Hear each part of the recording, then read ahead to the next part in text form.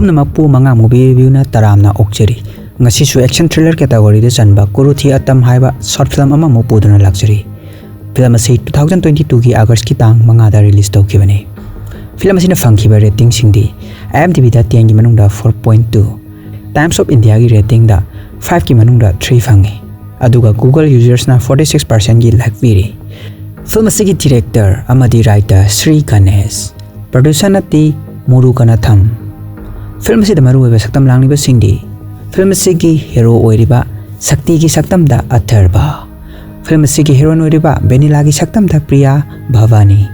Durai ki saktamda Radha Ravi. Muthu ki saktamda Kanna Ravi. Arivu ki saktamda Prakash Raghavan. Gandhimadhi asambida Madi. Aduga mayamna akka hairaga hena khangnariba nupi asigi saktamda Radhika. Kanmani ki saktamda baby Divyadarshini. Film asi explain tawu matamda sokiba langkiba yarba su ngakbiyo. Film ki hek ahoba sinda nupi macha amakak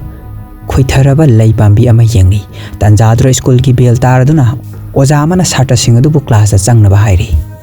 Lei pambi adubu yengliba nupi macha aduda onsilaga oja nupa aduna hairi. Exam numita phau hek nang lei charado senai. Kanararoi kanmani pambi du kangle phoktalaga anoba ama oina tharo.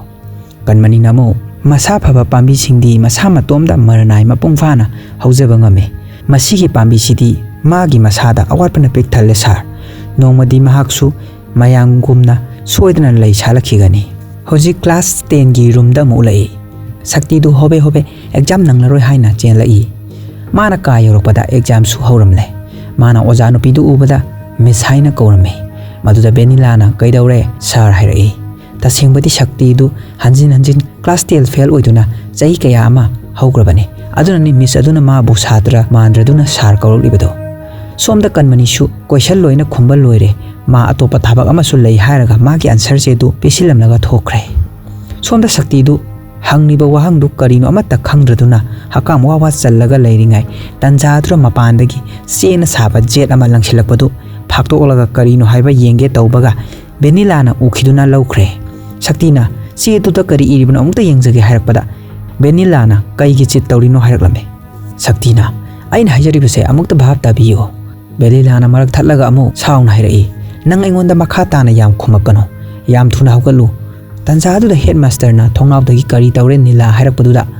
Vennila na sir ma note tawramni hairami. Sakti su headmaster gi manakta changsimtuna hairai. Aina note taw mi oiramlagabo aina class 10 asida taruklak fail oirise oiramkhidro sir.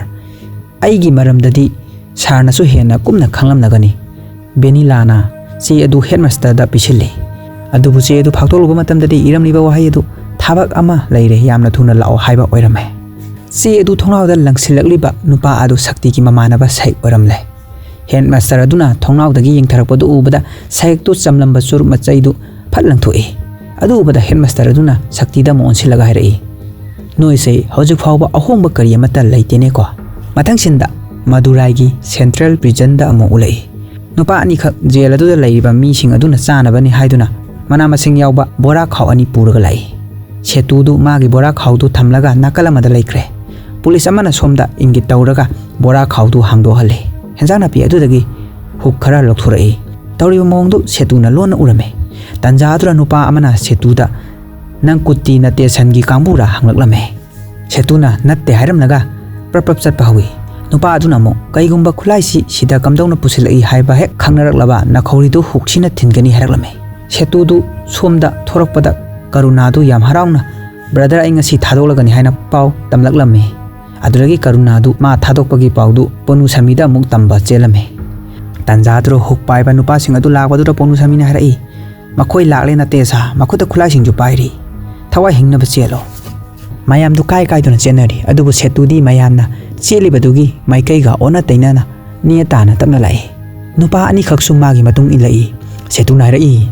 Khanariba group ani se kuti na tesa kangbu amadi nambi ranjangi kangbu gane. Moina lona jail manung sida khulai pusilapane. Mikup ase aikhoi gi khwaidagi khudong chaba mikupne. Asi haraga ngahan makai makhoina khulai lotuna thamliba mafam adomda changlai. Somda su karuna du maga tinaba mioi singi ka mathang changbada mi sing ado loina hatuna thanamle. asum lakpata ka amada Ponusamidu khulai paiba nupasing aduna thattuna thalamle Ponusamina harai ma aigi mi natte madi icham chambane madi aiga marup ama oina tinabane Ponusamina mu karunada harai nang yam thuna chatkhro moina sida aibo hatpa laklibase mamangi wathok amagini sidi aina thokpa ta horage chahi ahongi matungda nang ngasi thadokpane aduna chatlo nangi nupi angang singdo unaruro karuna su mafamdu tharoktuna thorai Ponusami su upai leita famtharaga mamet usenduna laikre tanja tuda chaina khangmagi makhol khara tai haiduna Ponusami do mami pangthurai ma bu hana ba tanarpa mioi singadu setuna loina hatuna lairamle sipatana lairiba nupa adu setuna lakmina ba nupa anida nakanakan chapsalaga thamanduna mana pairiba huktuna hanjin thenduna halame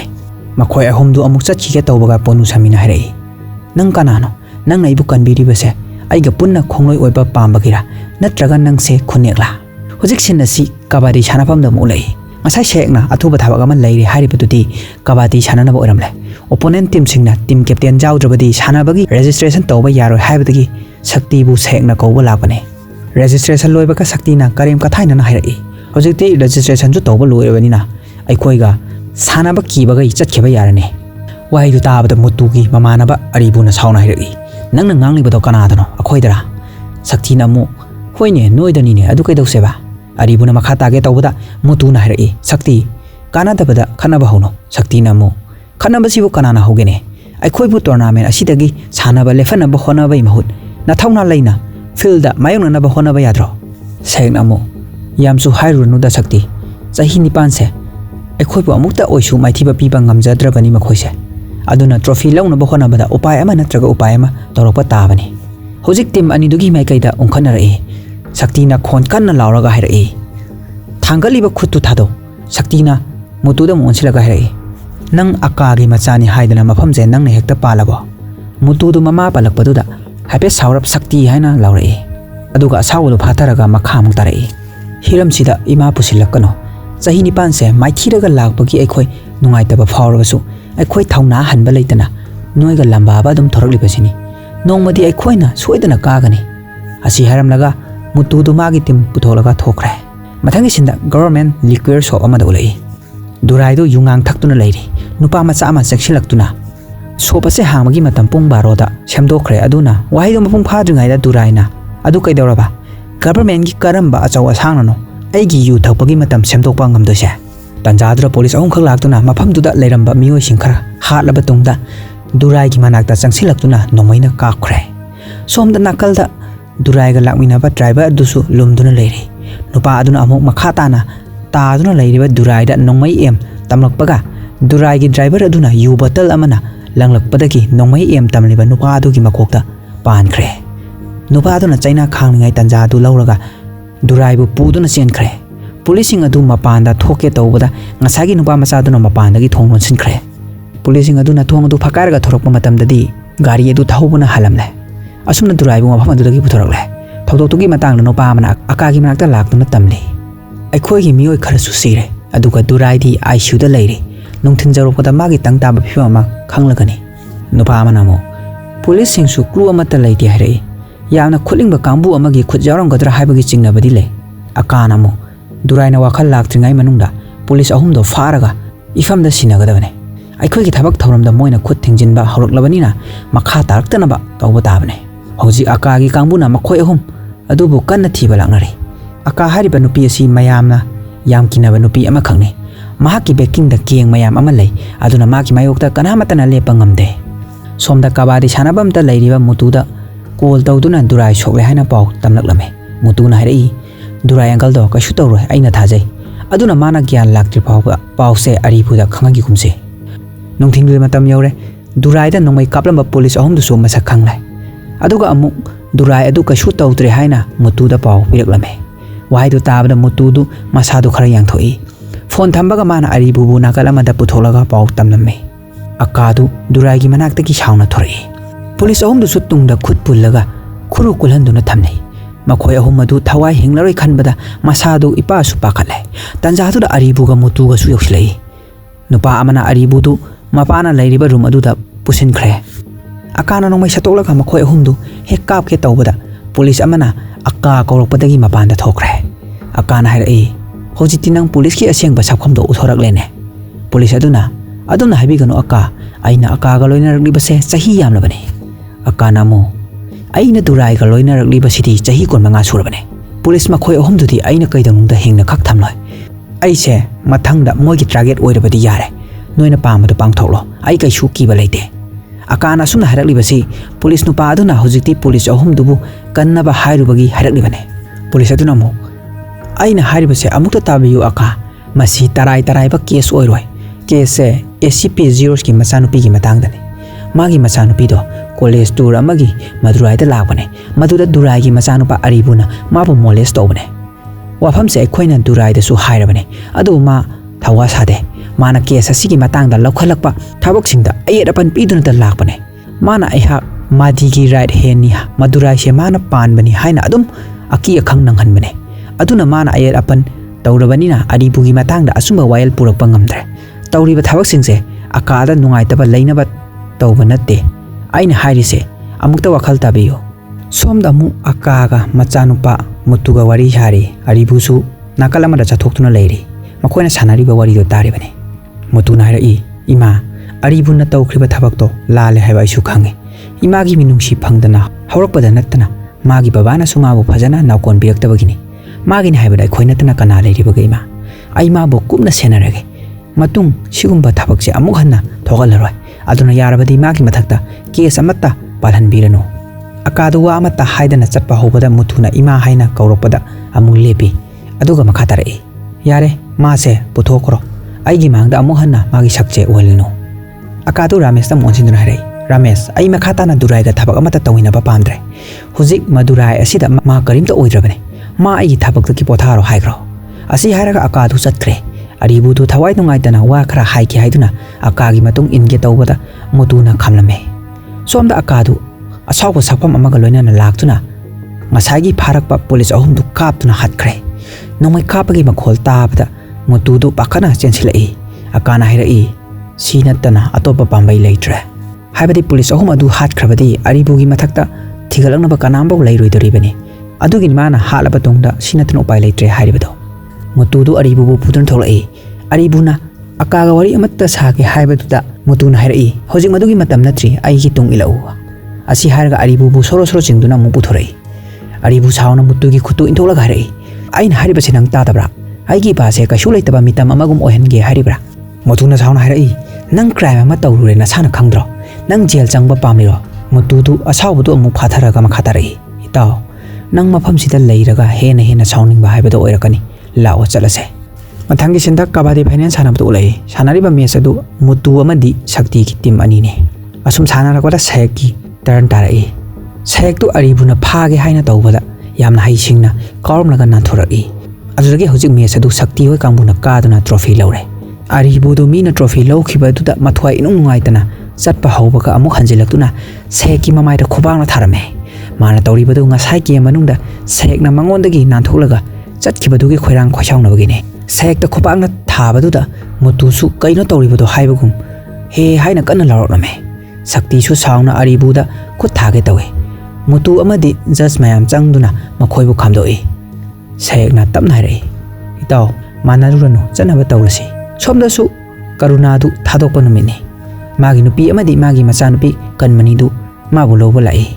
Kanmani gi mamasi marol su thokte mapa thorakpadu ubada Kanmani du chensinduna mapa da kole karuna na magi nupi du changsilau haina khut khali aduga nuksina kolaga harai sidagidi aina noibu thadolaga amuk hana chatlaroi sidagidi baba phattaba thapa amata tawraroi numidangi matamni ngasai Arivuna Sek ki mamaida khopakna tharakpadugi matangda makhoi masel marai tonari Sek na harai noina haribadu chumme aduba moidi khutkan pangan ba kangbune aduna kaidarungda aikhoiga moiga manaba yade Sakthi du sauna lauraga harai khutkan pangale haiduna hekta nangi namaida khupakna thaba yabro Sek na mo amukta tapthau ita Arivu gi mapado ngasi police na hatkadabagi nongmaina kaplambane samnadane man hingauri se aduna wafam se yam chawthohalagum se Sakthi du pendaba amaga loinan hairai ma amadi Gandhimadhi makhoi ani na sillaga manghan bi khraba imung singdugi chaina do amuktang lam sillaga khalaga yengo moina phattabada natana macha singju moigi sajali cha singdo loina tambi moigumba singchiti siraba matungda norokta tamthina laknaraga phagadabane tanjadura Sakthi gi mache kalai changlakuna Sakthi gi samdu phoiraga sauna harai chai kholiba mayam se loisindana tien gi exam du su phajana thage di aidi sigi tenoi siga atai khara siga pullaka kabadi sanadana laithoktana iche kaurakpa duda kalaina amu iche kauraga khadraka tawranu noi chalo khara tuna mukta segna makhoi atai da chalo harise tadra hairakpada kalaina nangsuni haise tenoi haibadagi makhoi pulap thokpa hokre Sakthi na sauna nang ngaurabra iche ngasigi breakfast phawba chadribani moi singse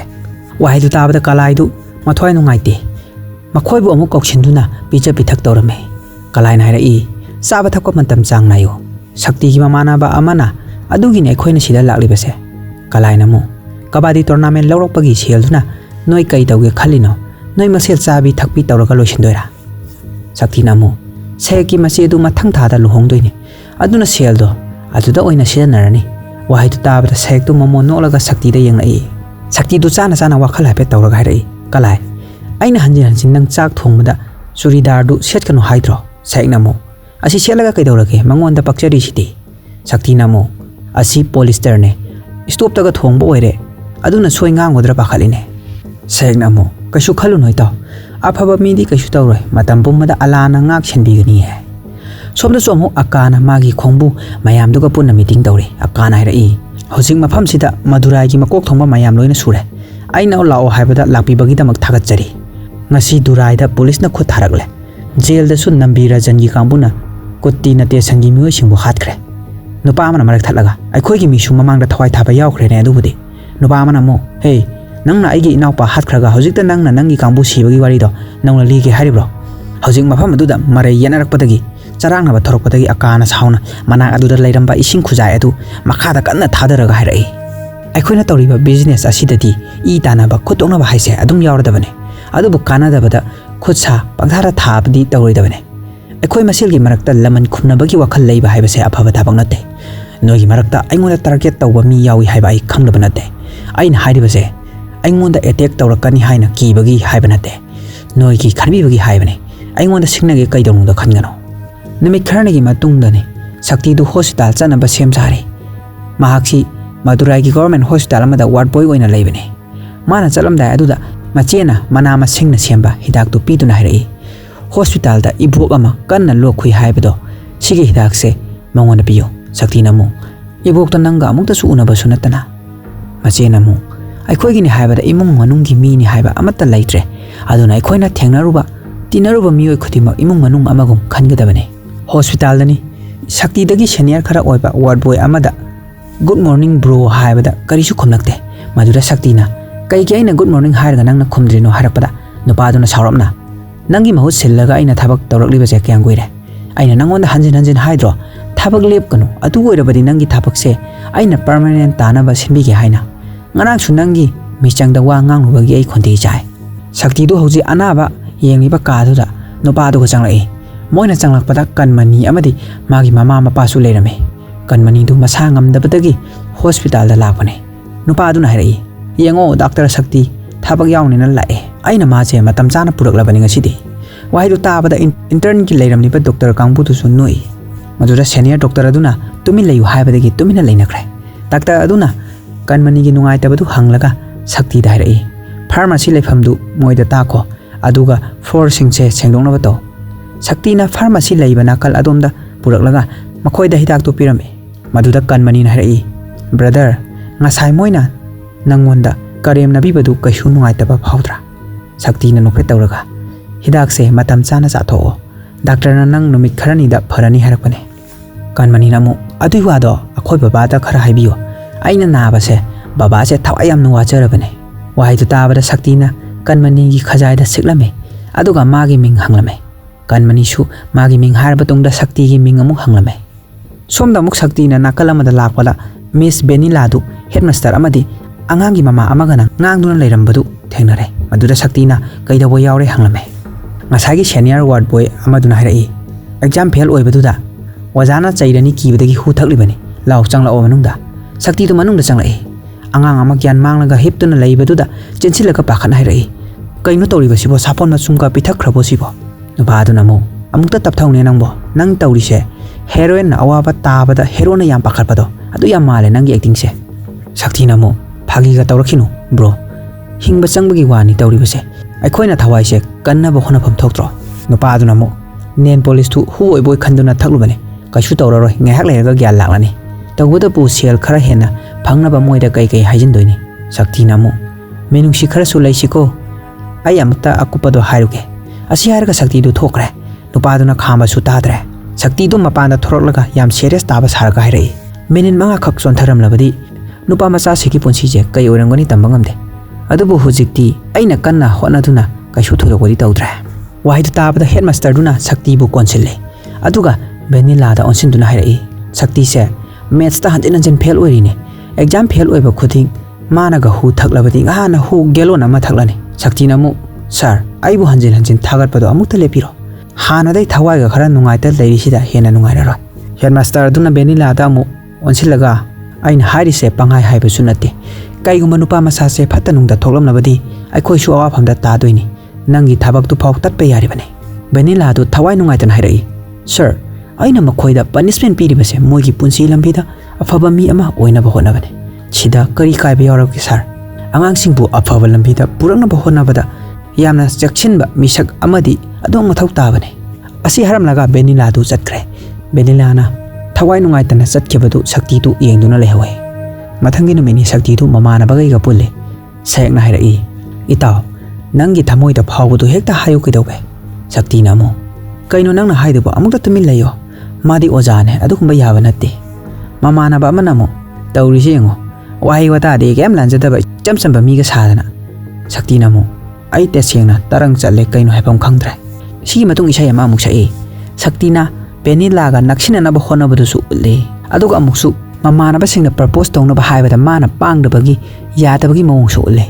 Sakthi na school da lakna lona Vennila na class tawringa yeng ba su ulle mathangi numit amada headmaster amadi Sakthi ga tawduna class da angang singa sanaduna leibadu Vennila changlakpada thengnare Vennila na hairai sir kaino tawirba sibo oja ama oiraga class tawbagi mahut angang singa samai tawri sibo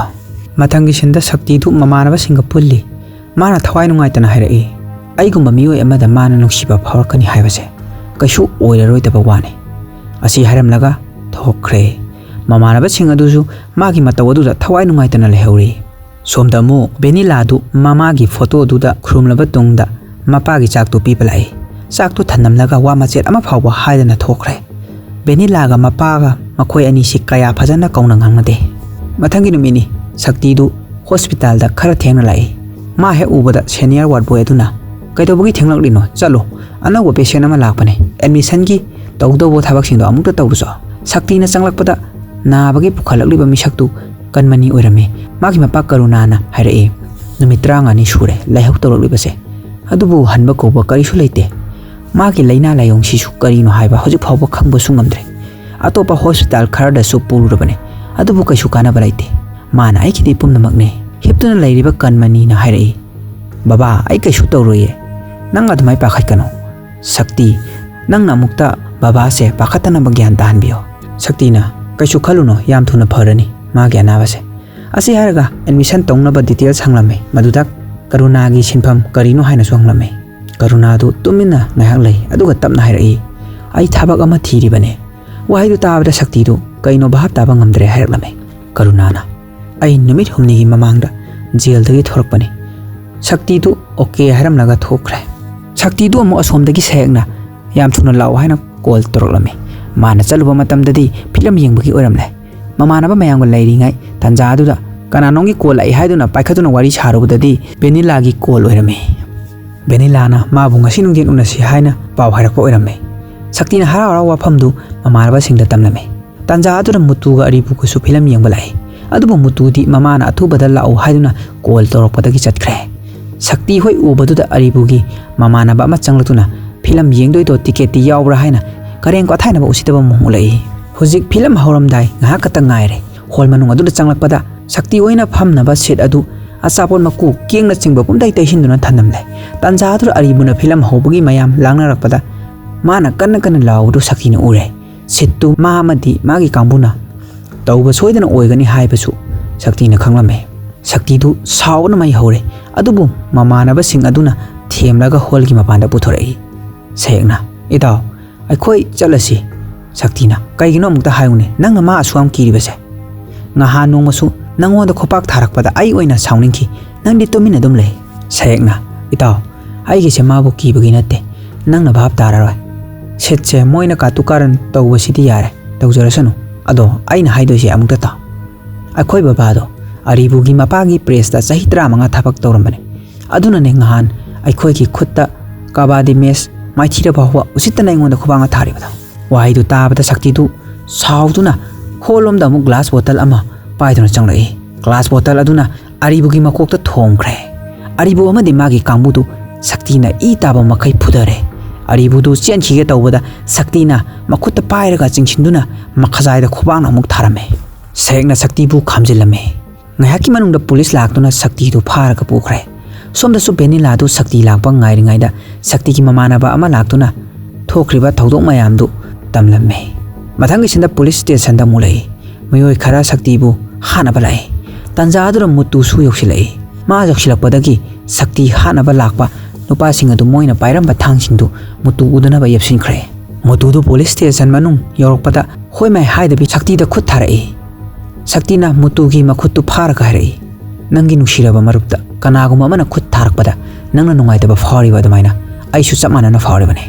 waidu haibadagi mutu su khut thaba lekhre mathangi sinda mutu ama dimagi mama aka makhoi ni wari sabdo le mutu na thokriba thokdok tu aribu na hana soiru bakini haina mama da tamlame waidu tabada mama na nokpet tawraga hairai nangna marup kidama khanbada afafata karisu khandana thabak tawrubane adubu aribu na lale hairabani na makhata na nupa macha tu da kanatana khut thalaroi somda aribu su kanagumba amaga phone wari saruraga thawai nungai tuna leiringai mapa durai changlatuna hairai nangna maram oiraga madi na ifam da thamlamba ikai khumnaba pumba loina mangan mane sida madi harebasi aka dubuni durai na makhamu tarai nangna maram oiraga pumnamak mangal labane makhata na aigi mingcha thina ba thabak tawge khangano nang yumdagi hendokpa yaroi natraga aina nang lotion batare somda sakti su police station dagi mache na he lawrubaga Vennila gi yumda lai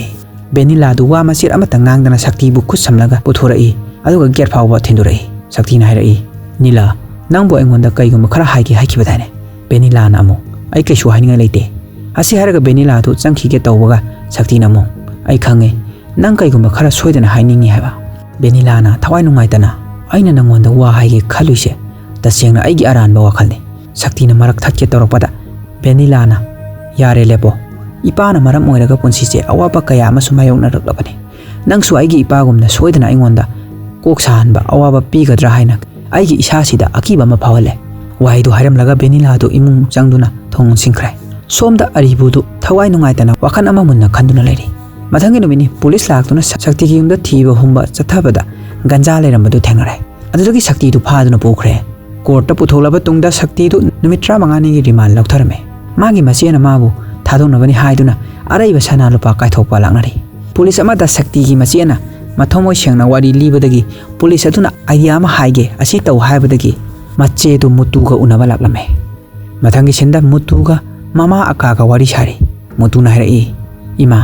ai kaigumba khara haijage aina haiduriba wase phainatra fatte imana takpiyo mama na harai nang ma bu thadongnaba hainingni-bra waidu tabada mutu tu noi mama na amu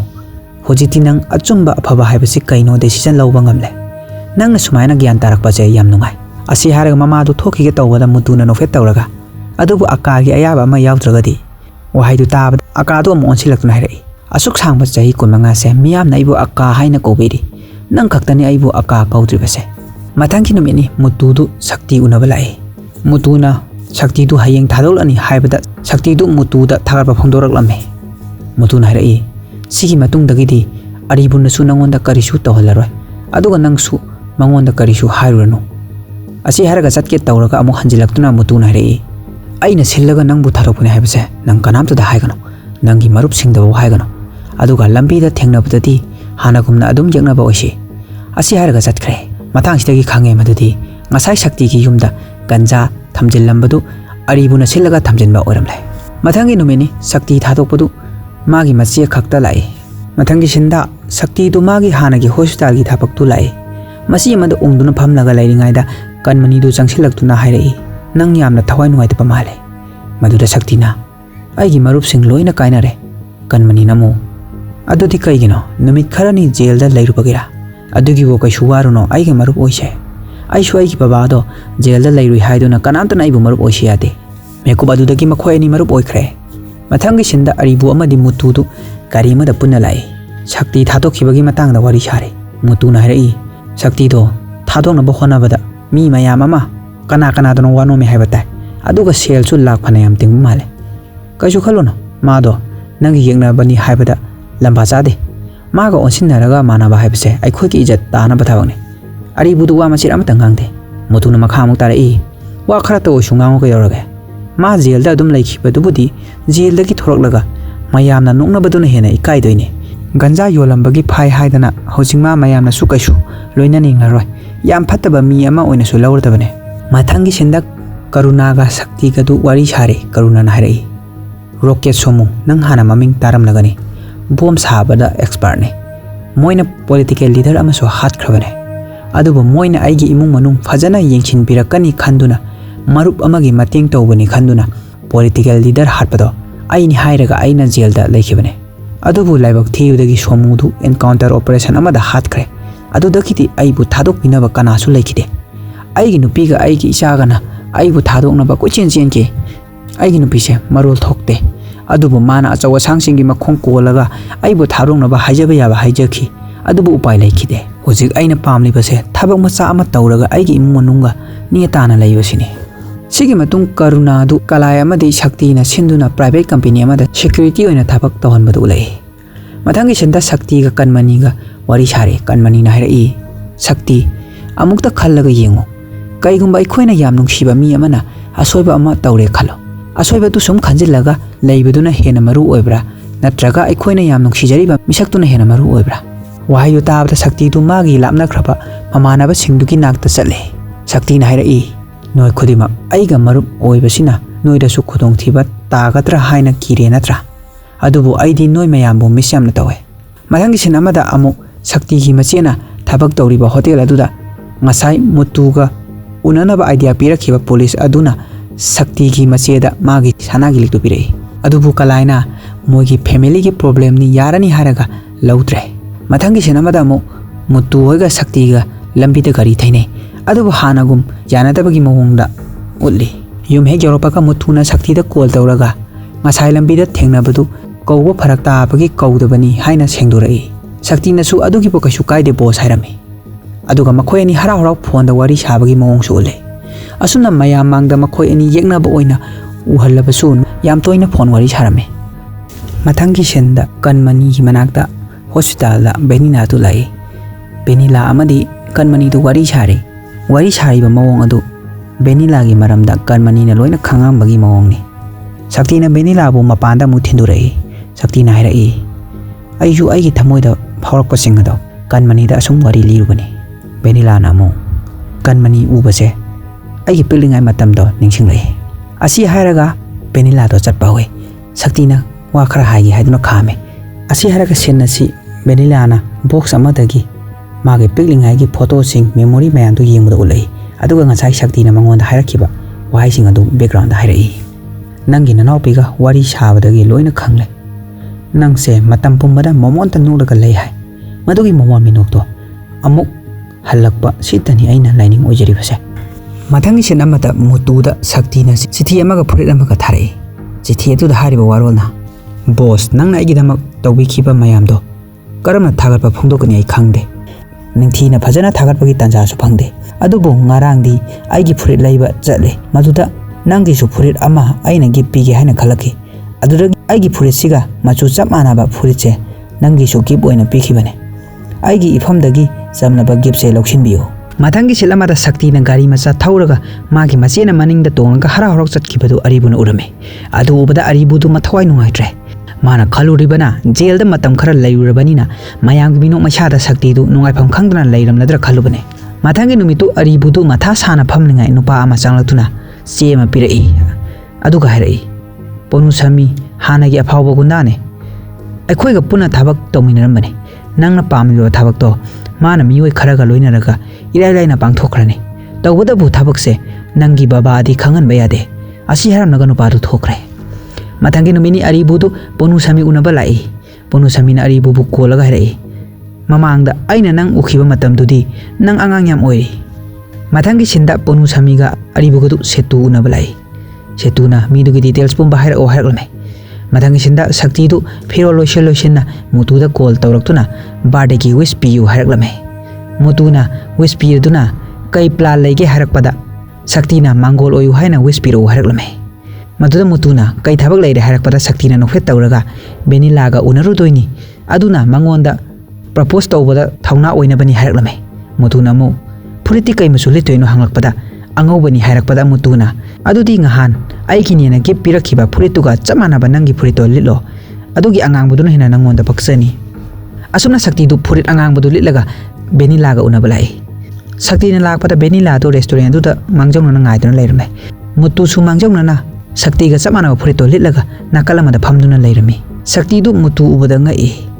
मुतुना इंगित तौदुना बेनिलागी मनाक्ता चंगो हायरमे शक्तिना हेक फमदरकपगा बेनिलाना हायरई होजिकि आई याम नुंगाइरे school की आंगांगसिंगनासु आइगा लोइनाबा नुंगाइजबदु फावरे सिगिदमक नंगबु थागचरी शक्तिना मु कनमनी सु नंगा लोइनाबा फंगबगी याम हराउजबने वफमसे मानसु नंगोंदा हाबिनाबा हायरकपने बेनिलाना अमु आइगी बाबा अगरादी मतममदा मदुराइदा यामना ममिंग चप्पा अफावा मी अमा ओइरमे मागी साथीबा मतौदुना मयामसी माबु खीदुना माबु respect अदुम तवे आइगी इमाना आइगी पुमनमगनी अदुबु ममैददी बाबाना तौजरुबा फत्तबा पाप अदुना इमागी मफमदा फंखिबने अइखोगी इमांग मक्तदनी इमादो थांगना यानगिबदो असी हारगा मपी तैथोई बेनिला मखा मुक्तारे नंगना जेलदा चंगबा मतमदुदा आई याम कीखी शक्तिनामु नंगना हाइरेंगिबा पॉइंटदो आई भाब तारे बेनिला पुनमक्तो हौगरे अदुगुम्बा थौतोक्तो मतुंग अमु हन्ना तौहलरोय आइना वासक्लिबसिनी तंजाद्र मुतुदु ममाना कॉल तौरक्तुना अथुबा थाबक अमा लैरे हाइबदगी मफम अदुदगी चटखरे मुतुना हेक चटखिबगा सेतुदु मियोय अहुंगा लाक्तुना शक्तिदा थांग यानगदबगी चंगसिलाई अदुबदा बेनिलागी माइथोंगदा पाखरपगी सफम उठपदु शक्ति उरे पंथाबा तौदना मनिंगदा येंथोलुबदा सेतुना थांग हाइदरकपदु उरदुना फट लैथोकले सेतु अमदी लालिबा मियोयसिंग अदु ममाय लोइना खुमे नातोंदगिना मखा थांबगै लोइना खुमे सेतुना मुक थांगना यालकपदा शक्तिदु लैथोकलमे मखोय हुम चंगदुना शक्तिदा अटैक तौबा लेपते शक्तिसु हाइसिंगना मखोयगा लंबारी अदुबा मखोयदु खुलाई पाइबनिना कुइना लैथरबदी खोदोंग थीरनी खंदुना मखोयसिंगदु खरा फुनरमलगा शक्तिदु बेनिलाबु मफामदुदगी गारीदा हापलगा कन्ना थौदुना थोरई नुपा अहुमदुसु ऑटो अमदा तोंगदुना कन्ना तानरई शक्तिदु गारी थौना मुतुदा कॉल तौरमे गारीदु सुम थौरकपदा वाल अमगी मपा तारे ममांगदा चफम अमत्ता लैत्रदुना गारीदु खामे तंजादुरा सेतु होचु योक्सलई सेतु होइना थांग पायरगा कन्ना चेंसिलई सेतुना यालगे हाइदुना चोंखलकपदा शक्तिना उफुल पायरगा ममाइदुदा चाइसिलमे तंजादुरा सेतुगी कॉल अमा लाई असोमदगी ngalakpadu तारगा सॉरी बॉस मी ओनरमले हायरगा फोन अदु थमलगा मखोइदु अमुक चटखरे मखोइ चटखिबगा शक्तिदा मुतुना कॉल तौरई मुतुना रई शक्ति मोगी टारगेट आइने नंगा फुरे चप मानबदुदा कंफ्यूज चत्तना आई थिरकपदा नंगोंदा ओइना ताखिबनी अदुबु वाफमसे नंग आई खक्ता खंगसी मखा ताबदि आइना फनाबा तौरगे कईगुंबा इमाना खंगलबदी मा थवाई वानी अदुना आइगी खल्लगा वाफमसे लोना थंबियो बेनिलासु ngасai मखै छाइबा वारिदु ताबदा ममे इरा चेलगा लेरमले मथंगी सिंदा अरिबुगा मुतुगा उनरमे अरिबुना हरई ओ अदुदि होजि फावबा माबु हांजिन हांजिन कंदुना लालिबसि नंगना ओरे मुतुदु साउना अरिबुदा खुपांगना थारई अदुगा अमुक मनाक्ता लेरंबा स्टूल अमना थोमलगा साउना हरई नंग आइगी खुत्ता सोइदना सिरनी आइना सोमदा असुवाना अंकल दुराइगा इमागा हानागी मरीदो हंजिलंगनाबा कन्ना होनरी अदुगा नंगना असी हारगा मुतुदु चटखरे सोमदा सु सेतुदु ngасai शक्तिना खुद हलखिबा मेकुपसिंग अदु निंगसिंगलगा मतंदा साउनिंगबना खांगबा ngamlamde mathangi sinda aribudu setu hoigi naklai setuga ngasai thapag adu pangthomina khiba nupa amada aribuna phuduna hairai hojima magi bike to thogai tribra ai mai thiba yaba mi natte khangiba natra asi haraga hanjin hanjin nupa adu ma khongna kawranme hojik aribu setu amani ponu samidu wari sare aribuna hairai hojik main target se sakti natte mutu ne ponu samina mu adu madi akagi machanu pani aribu namu akaga mutuga punna loisingedabane noi adu fauk tawba ngamnoidra ponu samina akadi kamdauna aribuna sauna nang sumagi makhara sahi tara thabak tawramlaba natro aigi baba su sahi ko mangane माना लोइदुना थंबा हुईदौना सिजनरिसे अदुगा कैसु लेतना हुजिना माई थाबक्तै लौथोकपा अदुगा चप मानाना मागी मचानुपा मुतुना आइसु कैसु लेतना खनबा हरोकलबने सेतुना थाबक्तो तौगे crow अमा पीरो हारकलमे अरिबुना सोदना पीगनी नंगना लोइसिनबदा शक्तिसु यावगदबने हारमे सेतुना मादी कैसु नत्ते फ्रीदा लोइसिनबिरगे मथंगी Chhinda शक्तिना hospital लापदा कनमनीदो अनाब हेंजिलमने हाइदुना डॉक्टरगा worry सारमे डॉक्टरना हाइरई मसीगी तरेलक सुरबने मान ओरिबसे हौजिंगमा वाखलसु ताद्री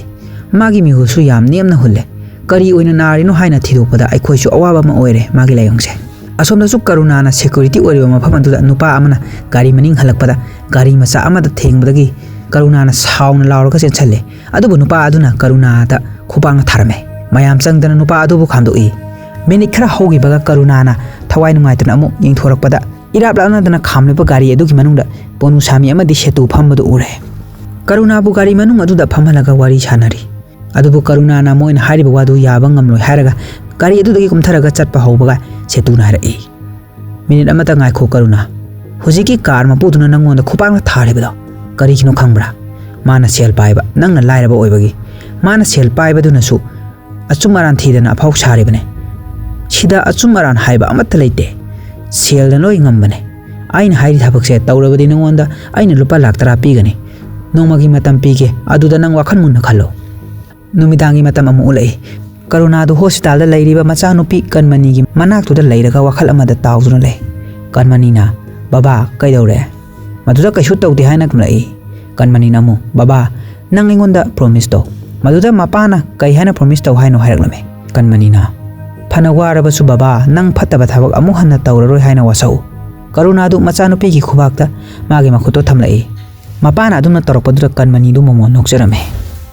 मथंगे नुमिनी शक्तिना hospital रोकपदा कनमनीदु अनाबा हेंजिले हाइदुना करुणाना मथवाई सोंगना तमई मदुदगी शक्तिना सीनियर वार्ड बॉय अदुदा कनमनीदु ओबदा इ यावरे अदुना टेस्ट खरा तौनबा तौसी हाइरमे मदुना नुपादुना हाइरई डॉक्टर मकोकतो नुमि हुमनीगी मतुंगदने लाकदोरिबसे अखोइना करी टेस्ट नो तौदुइसे मा कैसु तौरोय असि हाइरमनगा नुपादु चटखरे नुपादुना हेक चटपा होबगा करुणादु मागी मांगदा लेपतुना लेरमले करुणाना मु हाइरई आइगी इचा नुपिना नारेबा लायोंगसे करिनो मुक्ता हाइबियु नुपा अदुना साउना था अहुम चंगनाने अखोइना मागी लायोंगसे येंगिबसे करुणाना अमु मान हाइबसु हाइबनी यारबदी टेस्ट खरा मुक्ता तौबियो नुपा अदुना शक्तिदा येंगलगा साउना मु हाइरई नोइना याम थुबा पामलगना प्राइवेट हॉस्पिटल दा चलोदना से लेतबै नत्रो नोइना सिदा लागिबसे असि हारगा नुपादु चटखरे मथंग सिंदा करुणादु पुनु सामी होइना लौबा लागले करुणासु मा चेन्नाईदा चलनी नुमिनिनिगी मतुंगदा सेंफमदो पुरगा लाके हाइदुना शक्तिदा हाइरमे असेंबदी माना चेन्नाई चलुगे हाइबदु हाइजिलिबने सोमदा मु बेनिलादु हॉस्पिटल लाई कनमनीगी ममादु कप्तुना लेरमे कनमनीदु शक्तिगी फाइगंदा हिफंदुना लेरी बेनिलाना हाइरई शक्ति अखोई उपाय अमा नत्रगा अमा तौरगा कनमनीबु कंदबा यादबने सोमदसु करुणादु बोम साबा कन्ना लांगनारे मागी मनाक्ता पोनुसमीगा सेतुगा नाकंदा लेपतुना लेरी सेतुना हाइरई गांधीमदीगी मनाक नक्सिनबा हाइबसे अराइबा नत्ते अदुना बोम सिजिनबा नत्तना उपाय अतोपा लेते सिदा गांधीमदी हाइरिबसे अकादुनी सोमदा हॉस्पिटल कनमनीगी मसादगी ब्लड सैंपल लौबदु अमु उलै डॉक्टर नुपी अमना हाइरई सीनियर डॉक्टर की अयाबा यावद्रबथि अखोइना हेक्ता सुंगमदे अदुना मागी ब्लड से पुरगा रेकॉर्ड लेहंदबी अखोइना कॉलेज टेस्ट तौरलगे अदुगा मखा ताबा करी अहेंबा टेस्ट तौबा यागे हाइबदुसु अमु येंगसे मथंगी सिंदा पोनुसमी करुणा सेतु अमदी अरिबु मखोइ मरी अका हानबा प्लान खनरी मखोइना लाक्लेबदु अरिबु होइगी मपाना हाना चलाइरंबा होजिंगना मथौ तौखिद्रबा प्रेस अदुदनी सेतुना हाइरई लाक्लिबा तांग 5 सिदा थयामंगलम मुतुमन अमन फेस्टिवल पांथोलगनी फेस्टिवल अदुदा मुतुगा गांधीमदीगसु यावनी मखोइ मफमदुमक्तदा लोइसिनबा ताबनी बनुसमिनमु मफमदो मीडी याम तिनगनी सेतुनामु गांधीमदीबु मियामलक्तगी खाइदोपा हाइबदुदी अराइबदी ओइररोय अदुना कइनो फदौबा प्लान अमा तौसी मथंगी सिंदा हॉस्पिटल दा मुलै बेनिलाना शक्ति दा हाइरई टेस्ट मयाम अमसु तौरे मागी लायोंगसे करिनो हाइबदी हजिफावबा खंगबा ngamdre मोइना हाइबदा कैंसर ओइरंबसु याइ हाइरी शक्तिदु मथा साना बेट मची अमदा फमलगा माइथोंदु नुंगाइबा सारगा कनमनी दा हाइरई नंग डॉक्टर ना कैसु तौररोय हाइबने कनमनी नमु आई हानासु कैसु तौरोय हाइबा खंगिदा शक्ति ना इबुलुना तौबीबनिना आई केमता तौरोयदा वाइदु ताबदा शक्तिदु अवाबदु लोसिनबा ngamददुना हौगलगा थोरई अदुगा मची अमदा मपीदु दैथोई Vennila su magi matung inarae numit kharani haukhre festival pangthokpa numitni Karuna hoi su laktuna leire setuna harai matam amatada makhoi mama machadu hatkadabane kaigumba moi ani gi marakta ama miss oigiba tarabadi makhoi matung tarakpada chekhin leigrani hojing yaki matungda akadu machanupa Muthu ka loinana magi mioi kharaga festival du yawlai tanja du Karuna da Sakthi na call torai Sakthi su festival tawriba mafam adudani mana leiribado Karuna du mi khara langdaba mafam mada chatholaga phone du paikhallaga machanupi gi phibam du kamai tawre hanglame maduda Sakthi na kaishu thoidokpa tawdre nang Chennai dagi kai numita laktoino haibada maik ta kariguma khara lakthokpaduda makhata na wari sarabadi khangkiba tare haiduna Karuna du phone switch off thamjingkhre somdo amu Arivu na nakal amada thorakpada Muthu amu thengnare Muthu na karigina tomda aduda leplaga leirino hairaga mayam leiriba nakal aduda pusilai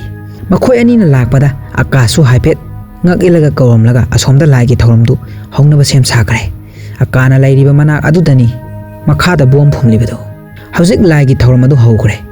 setuna Karuna gi manakta laktuna minute amata ngaire ready da leiro hairambaga Sakthi na laptakna leptuna laigi thoram yawbudu Karuna na urame mana panthaba tawdana phone gi switch off tu hanglaga call tawduna kaida leino hanglame tanjadru mafam adugi maido loina mutkre mayan ru sab lepe mai adu asengbadi setu hoina muthalakli Sakthi su phone da wanganglam badu sab lepe akana thoram du makha chathau tawriba thawong si afaba khudam ni hairaklame mayam do amuk langba horai Sakthi na mu phone du da hairai Kanmani gi anabado fanaba isiga pun lai khurumba lakminabane wahai du tabada Karuna du thamoi adugi matik sokre bom du maina su dabi mahak mafam du thadolaga chatkre nakal amadana Muthu na lairiba mana adu da setu hoi kangbu ama thang paiduna leble setu na karimta tawronu haiduna ingit tawkre mathangi sinda makhoi mari du ngasai gi press adu da lai Karuna na bom du asoiba ama leiramle haijilame setu du sauna makhutta pairamba glass tu leimai da kanna thomduna thugaikre tanja adu da satar du da kanano amana thong thilai haiduna hangdoluba matamdadi Muthu oramle Muthu na Arivu da wari khara sasi haraklame makhoi ahum adudi Muthu udana machim da lotkhre Muthu na sanasi hariba wari du kabadi gi matang da oirame Arivu na sauna harai ai kabadi sananing pokte Muthu na nangido kabadi sananing da banate aingonda nungai da bani haibai khange ai asawa amana henmandana mamang da nangonda khupangna thakre adubu ai nangonda soigre haibasini tawriba mayamse kabadi match dagi haurakpa ngaktani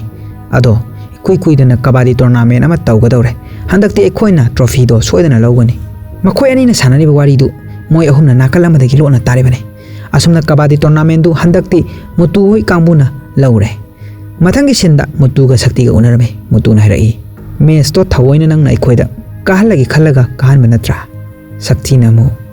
nangna aigi dama mayam ama tawbire nangna mai pakpado ai yengningduna tawbane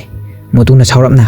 aina khalubana nangna match to karabadi nangi marupsinga hanagum harau harau loinarani khalubane aduga Arivu da su nangse yam haiba sanaroini maduna maram oiraga aikhoina kabadi kaba sungam ngamjibani haibado ma masa su khangjasanu khalubane aduga ni nangna loina soihale adubu fare ado ma se handang marakti aiga su kaya wari gotai sanade ai kaisu budi nungai taba tawde aduda aina wari base ma se kai khai taw khidra khanbane Sakthi namu kaisu tawroida boss Muthu namu ma se short temper kharabudi oibane ado mi budi am phabani da Sakthi namu aisu khangi da boss Muthu namu ado Kanmani di kamai tawre Sakthi na wari bumbali rame wari du tabadagi Muthu na Vennila da call taw haibdagi Sakthi na tawrame Muthu na nila magi do kaisu cancer oiroi Kanmani do viral infection ga leibrana magi blood test to amukta tawtho asomdagi harakpro taraga Muthu na makhamu tare aina haiba test to adu da tawo Kanmani do kaisu tawroi Arivu gi mama su adumaina layong chap manana fever tawbani ngarwai aduga viral infection orame ma kaisu tawroi Sakthi na Muthu bu harauna konsile Muthu na mu numinini gi matung ai gi birthday tai nang su yum da lao ima da aina nang bu masak ta ke Sakthi na mu nang ima se yam nungsibra Muthu na mu sangsar si da leiriba nungai pa pumnamakse ai ima gi mafamda piba pame haukiba sahi kontra se Sakthi paiba Yeknaba manghanba ani sida adum khallaga laklabane aduna adum ayamba matamda mangonda kihan khanghanba mabu manghandoi tawbo mi mayam su leiribane tanjadu class ama thugaibagi makhol taragi haiduna yengthorakpada setu hoi kangbudu thang amamam pairaga leptuna leiramle setuna magi kangbu aduda makhoi animak loisinaba haikre makhoi ani na setu hoi kambu duga kanna funare tanja yenga makhoi ani du gari thaugi haiduna thorakpada Muthu gi gari du oil pipe tu kakthlaga leiramle Sakthi gi bike adu da muk thaugi haiduna chensilakpada setu na mai langsilakpadagi Sakthi gi gari du mai chakre makhoi ani upai leitraduna highway rom da chenturai somda su aka du magi miyoi singa gari da tongtuna lagle akana hirai festival numita mai mutpado aigi isa sida kaigumba singnaba amadi leiri karigumba khara thokadra haina aigi isa sida ising singnaba ama leire masidane aina ahallamana thambinamba ramnadu da leiba yumdu da chatpa pamli basi driver aduna kashu tawreda aka yam ka hena su khanjin birunu gari de sum thorokpada hana plan tawduna thamamba bom ama pokhairakpadagi aka hogi mamangda thawriba gari du pumtoi tore akana tonglakpa gari du madu ubada khangkham khame somda sum Muthu ga Sakthi ga su kanna sela e lamang ama yorokpadagi di mokhoi ani tu chap leplega tanarakliba kangbu du phudarame mokhoi ani na lakliba mayam tu hatpa yaba su hatle somda su akaga gari ama da punna tonglakpa nupa duga driver duga thang am pairaga labuk adu da komtharaktuna kana no thoragu haina kanna lawrame labuk adu da paktharaga lumliba mi sing du hawga ke tawbada karunana ingit tawraga hefalle aduga moina thau halaga thamliba lili botan singdu karunana nauri kap kaptuna amamta thugairamne adugi matung thau adu mai chusile nupa ani du akoi bedu maina pongkoi koishingkre chenpham lai khitre tanjadra nupa ani petrol bom paiduna akagi gari manak tamna changsile akadu adu ubada hobe gari du dagi kumthai mana he kumthaba ka bom adu pokhai khre somda som Muthu du setuna thangna thinduna hatkre adu ubada Sakthi du sauna chenchelaktuna setugi mathabak da kawkhre tanjadu da tadun leiriba setu du habe hawalake tawbada Sakthi na mako adu da ligli botana thongre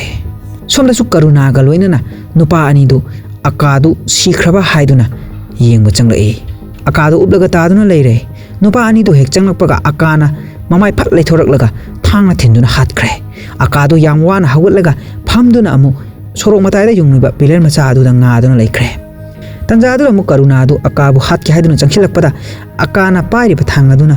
mabukta thenbudagi longna takhre somda su Sakthi du yamwana hawatpa ngamda leiringai setuna hatki haiduna changsilakpada Sakthi na magi pukta thangna thinkhre setu du wana hawatlaga segli chatkre aduga somda su karuna du hawgatuna wana segli tawduna chatkre Sakthi taduna leiriba Muthu gi mana adu da changsilai Muthu du yamna wana hairai nangdi aigi aseng marupni nangna imabu yengsinbirao wahai du haramlaga Muthu du mafama du makta da sire tanja adu da Muthu gi phone da akana call tore Sakthi na paikhalaga wa ngangba thoktan hik kaptuna leibedu akadu mathwai wana kanano call paraklibase Muthu ka shu tawdaba natra hanjin hanglakpadagi Sakthi na kaplaga Muthu do moina halamle asi haraga phone du makhut adu dagi takre mathangi chinda hospital da ulai Muthu gi asi bhakchang du yenglaga akadu mathamoi shopagi sakhwam amadlai mitki pi du phajilaga Sakthi da onsilaktuna mi harpadu masak khanghaubana tra hairai Sakthi na maya chiklaga hairai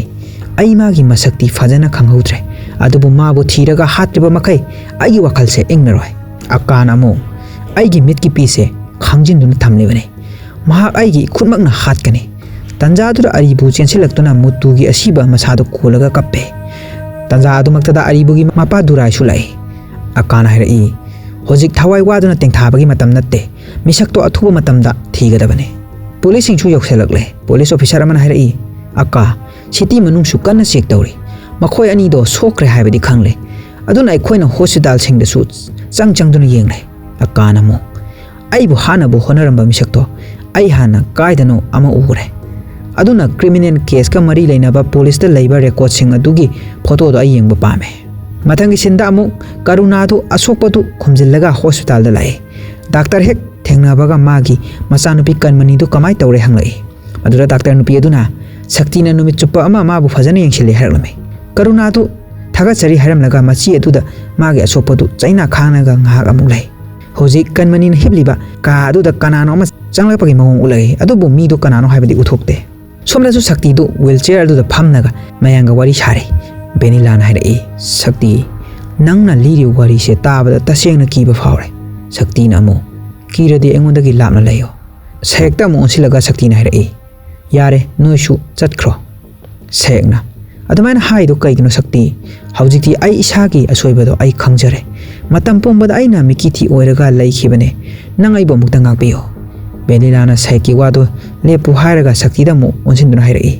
ꯑꯩꯉꯣꯟꯗ ꯃꯨꯟꯅ ꯌꯦꯡꯉꯨ ꯑꯗꯨꯒ ꯍꯧꯖꯤꯛ ꯅꯪꯒꯤ ꯋꯥꯈꯜꯗ ꯈꯜꯂꯤꯕꯗꯣ ꯀꯔꯤꯅꯣ ꯁꯦꯡꯅ ꯍꯥꯏꯌꯨ ꯁꯛꯇꯤꯅ ꯑꯩꯒꯤ ꯄꯨꯟꯁꯤꯁꯦ ꯃꯨꯇꯨꯅ ꯀꯟꯕꯤꯔꯛꯄꯅꯤ ꯑꯩꯒꯤ ꯃꯥꯡꯃꯛꯇꯗꯅꯤ ꯃꯨꯇꯨꯕꯨ ꯇꯝꯊꯤꯅ ꯃꯣꯏꯅ ꯍꯥꯠꯈꯤꯕꯗꯣ ꯑꯩ ꯃꯈꯣꯏꯒꯤ ꯃꯊꯛꯇ ꯂꯃꯟ ꯈꯨꯝꯕ ꯄꯥꯝꯃꯦ ꯇꯟꯖꯥꯗꯨꯗ ꯚꯦꯅꯤꯂꯥꯒꯤ ꯐꯣꯟ ꯑꯃ ꯂꯥꯛꯏ ꯐꯣꯟ ꯑꯗꯨ ꯍꯦꯛ ꯊꯝꯕꯒ ꯀꯟꯃꯅꯤꯒꯤ ꯀꯥꯗꯨꯗ ꯑꯃꯨꯛꯇ ꯆꯪꯉꯨꯁꯤ ꯍꯥꯏꯗꯨꯅ ꯃꯈꯣꯏ ꯃꯌꯥꯝ ꯆꯪꯂꯛꯄꯗ ꯀꯟꯃꯅꯤꯗꯨ ꯂꯩꯔꯝꯗ꯭ꯔꯦ ꯍꯣꯁꯄꯤꯇꯥꯜ ꯑꯗꯨꯗ ꯀꯣꯏꯊꯤ ꯊꯤꯕꯗ ꯐꯪꯗ꯭ꯔꯦ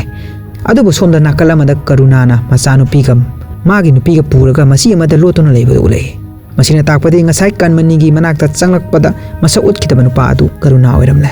somda daktar nupi aduna Sakthi ka wari sare daktar nupi aduna ngasai Kanmani gi mapa lakhibani thengnadabra hairai tanjadra Vennila changlaktuna Kanmani gi mama su leiramdre hairakme somda su karuna adu araiba paisa koiti thiraga chanaba semsai magi nupina kaino tawribase haina ingit tawrai karunana aingonda kaimta hanglanu akhoi matam leitre mafamse athubada thadokuna chattaba yaro hairakme karunadu machanupi gi manakta mu phamtarai Kanmani hairai baba nang arama thabak tawrurabra karunana ai kaisu tawde nangonda wasakrabaduni Kanmani namu baba ai nang bu thajai ado nang aina haiba yadaba thabak tawrurabra makhoi ahumdu yumdu thadolaga chatnaba honarakpada thonglonaba kanna honaringai gari gi light ama kapsilakpadu karunadu ure thangnaba mekopta ikan kanadana Sakthi Vennila saik hoisu gari amada karuna gi yumda lai saik to hobe hobe chensilai adubu karuna hoidi chatkibana halamle Sakthi ga Vennila ga su yum aduda yoksilai hojing makhoi upai amata leitre somda karuna hoidu ponu samina puduna chatpadu mulai hojik Sakthi du mamangda karuna na Chennai chatkini hairamba festival mafamda phone tawnakhiba rocket somugi maramda wari liramba aduga hospital da police na moina sijanariba bom adu countrymen ni haikhiba singdu tamna tamna ningsinglaklaga wakhana malai Vennila na kadaidano moina hojik leiramdoi si haina mu harai Sakthi na karisu kumaktaba Vennila na Sakthi haina Kanna amu kaurai aduga makhatare Kanmani do atupada thiraga layengdrabadi soidana sirani Sakthi yengdamak yengai Vennila na amu Dr. Malar na call tarolaga Kanmani gi test result gi matangda loina haraklabane Arivu gi maman nakhiba viral infection do aduga chapmane haraklabane athubada nominini gi manungda mabu layengba hauda yararoye asi haraga Vennila du kappe Sakthi na mu themjilaga harai aingonda munna yenglau ma ka shu tawroye mabu aina soidana phangnaba thigani Vennila na kaplaga amu harai nang laman khombagi wakhando matam khara thado Kanmani bu hana phangnaba amukta thibiyo somda so criminal record jengbada karuna gi record tu thengnare police officer aduna harai mahakse rocket somu gi gang party da hana yaurambane yamna liba gang party ni akana mu magi family kana kana di lei maduda police aduna magi nupi ga macha nupi ga makhoi hum leibani harai tanjadro Sakthi su changlai maduda gi akana karuna du masa khangbra hanglaklame Sakthi su khangde haina minam lamme akana Durai da monsin dun harai magi photo se Madurai shin bathungna chalayo Muthu gi birthday nomini da ngaire si phawgi manungda ma amadi ma ga loina ba pumna ma hatkadabane maru oina magi macha nupi do hatkadabane wairu tabra Sakthi na angang du di kari maram gi hatoino magi maral karino haraklame akana mu ai gi su icha sikre ai na icha kaina bagi phangni ba machak simak ma su phangbo oisano tanja thu doctor na surgery gi matam yore haraklame Durai namu madi nangbu hana ba siliba se group ahum sui haina paw phange akana mu ai surgery loiba matung hawalaklaga chatpadi ngomgadaba mande aina kya laktuna hawalak tringai manungda makhoi singdo hingna amada thamlamgano moi siraba tungta ai gi cha ge roiba mathong mangam phangthokani Arivu du nakalamada tholaga setu da call dorame karuna tu masak khangkre aduna mabu loisingkro setu namu magi mateng su darkar lakhini aduna ai phana ba singe Arivu namu Sakthi do madi ga dum leire nangbu sumana hana ba wakhal dum leiba male setuna Sakthi loisin badi ai gi thauni phone thamna khibagi tanja atura Durai do changlai Arivu da matang chadana nupi ga wari sara leire haina charaklame Arivu du mapagi manakta changsile Durai na harai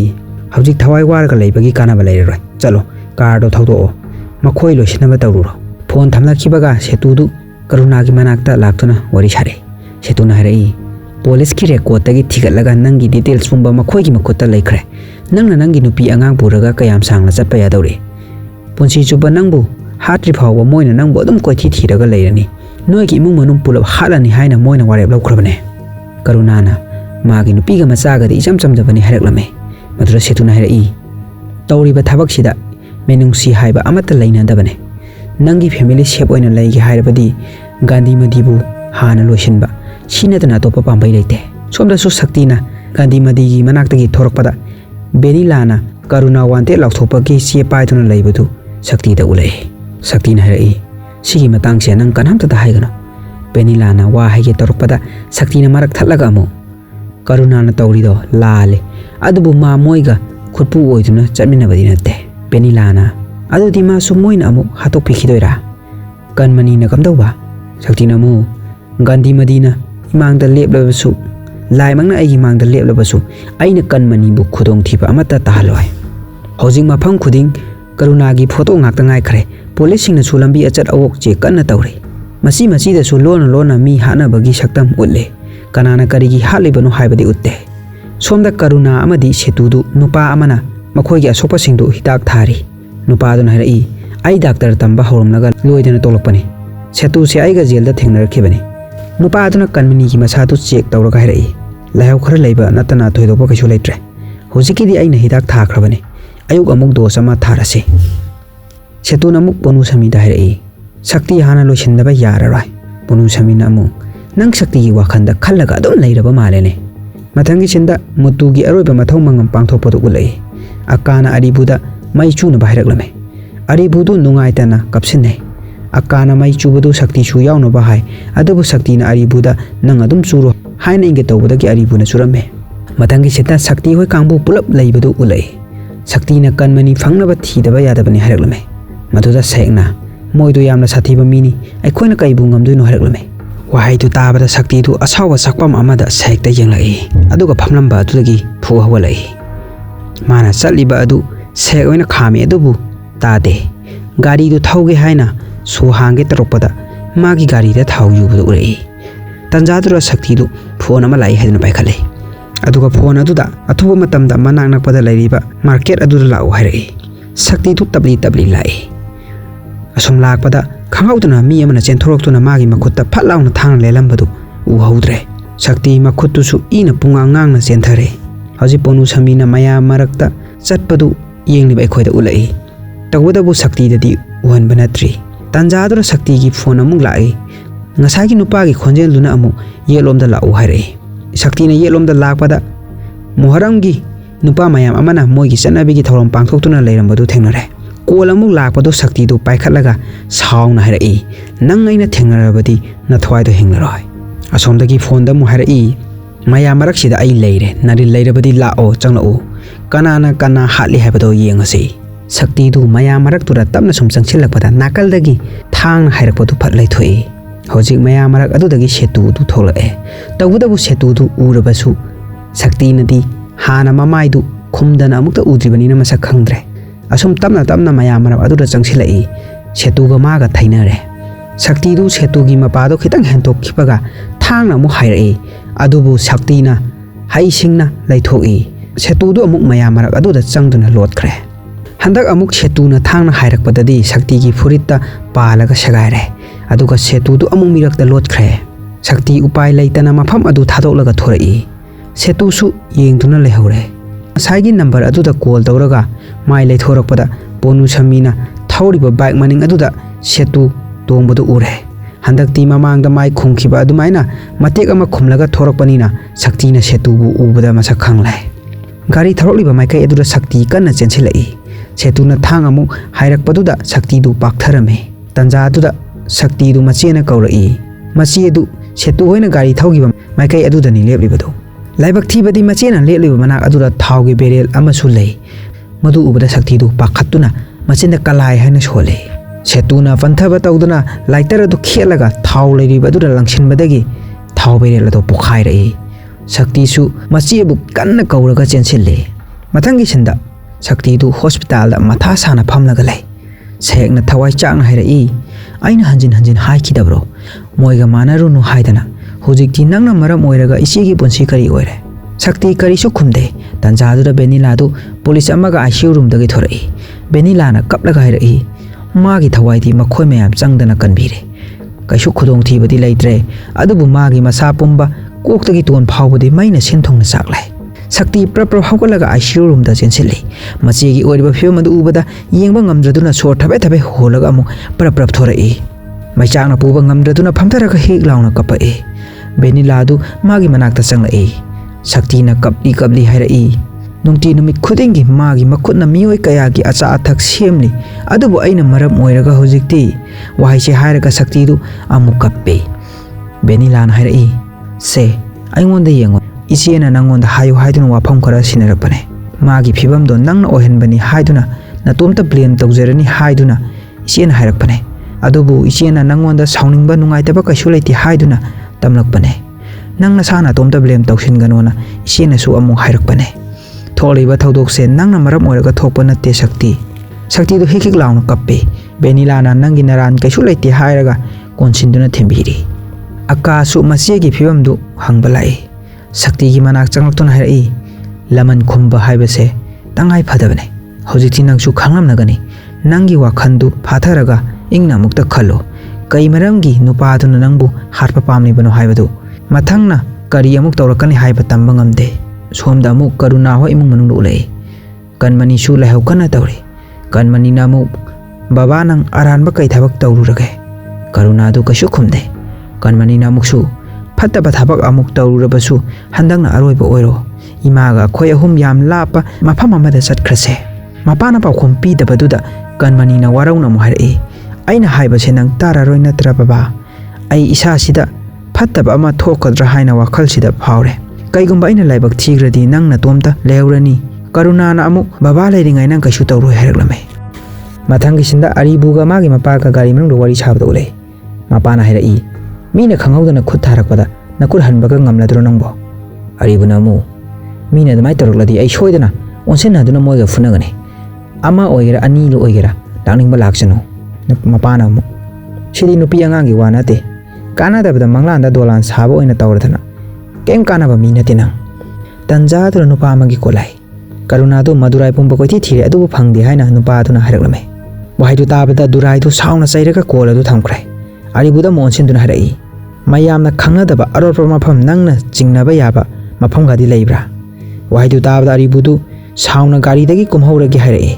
mana sauribadu wari makha sum tarabadi karuna gi leifam mana khangi haibadu mapana singna khidra haiduna sausinaribane tanjadura Arivugi phone da setugi kolai mapana call du olaga law thai setuna harai Arivu ai nomai ama yam mathau tare wahaidu hairakpada Durai du Arivuda yanglai aduga mana hoina pakhom pirame Nangna Arivuda nongmai hanglibadu nongmaiduna kaidauge haribano nang khali se nangna haningba mi au ba panghatta halage sira taw haiba thabanga tawbo sungamde aduga nongmai piyu bom piyu na taw leire so of ki mi oina tawradana asi haraga call du kai tanjadura mu Durai da akana call tawrai call du pairaga Durai na harai madi irena potharaga lebiyo fangna ba soidana thige karuna gi photo du Durai sinba thungna chakhaigrabane phone thamkibaga Durai na Arivuda mu Hoji nangonda call tarokliba mi do kanano khonjel do ekhoi kangbugi mi di mande mana nongmaiga hanga iduna nongmaiduna kaigino machanupa hoina arorpa thaba khara tawribadu Durai di khangba natribane mapana khangliba haibabu karuna hoina aka hatoi tawbani haiba sikhangni Arivuna amu baba kasu serious tana khangano mapana sauna Arivuda magi phone do piro hairaklame Arivudi pakhatpana loire adubu Durai namu handuna call tawbada setugi phone du switch off leramlai Madudagi Arivudu wakhaldu khara yangthoi Durai na Arivugi kokta hanjin tharaga mo hairai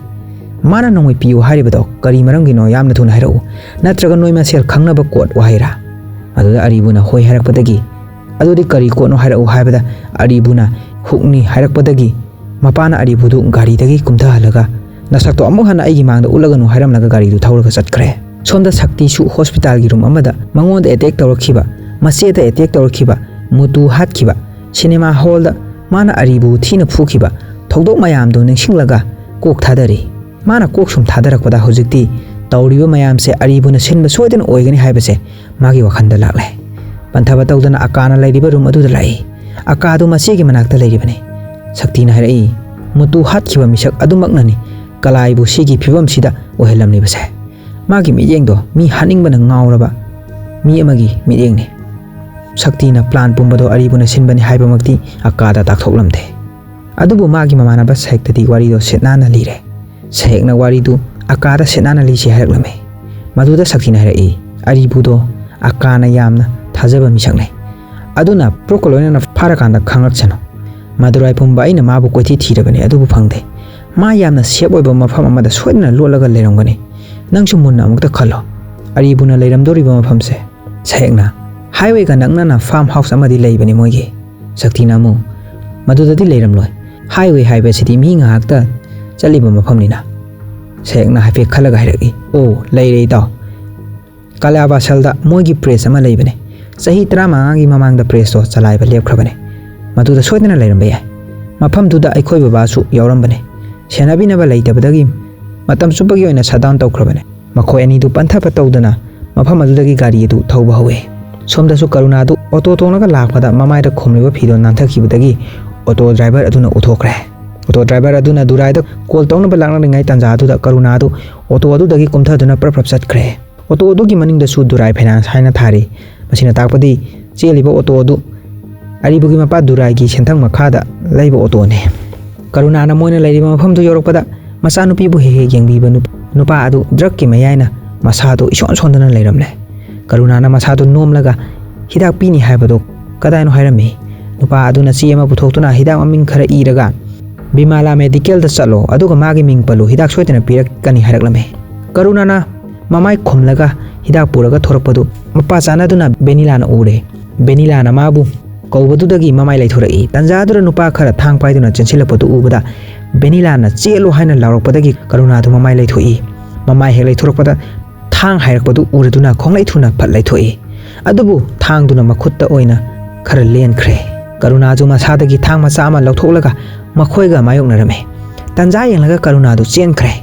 Nupa sing adu su tanaba lepte. Market adu da tawriba pumnamak du Vennila na call tawduna Sakthi da loina tamlame. Phone thonggibaga sekna kari tawe haibada Sakthi na wari pumalirame. Somdasu karuna du mabu hatpa lakliba nupa sing aduga amu mayoknare. Kuitharaklabadi phararoi khanduna masanupigi mana purakliba hidak adu khungkatuna kanna amuk chele. Adubu sum tanarakpada karuna du chenpham leitre. Maha hojik upai amata leitre. Tanjadu da Sakthi du magi bag tu thaujilai. Sayekti yaraktre. Sakthi na karuna bu magi bag aduda kakhalakna bahirai. Tanjadu miyoi sing aduna karuna da attack tongnaba chensilai. Sakthi na yam hai singna magi bag tu mamang amuk thangkat maning amuk thangkat tawduna makhoi sing adubu phudarame. Taduna leiba nupa adugi manak changsinduna Sakthi na hairai. Aibu warau atoba pambai leitadana tawbane. Nupa aduna hairai akana nangbo asuk thajana thamlaga thajaba manghanba nang hojiti kaida chengani nang loirabane.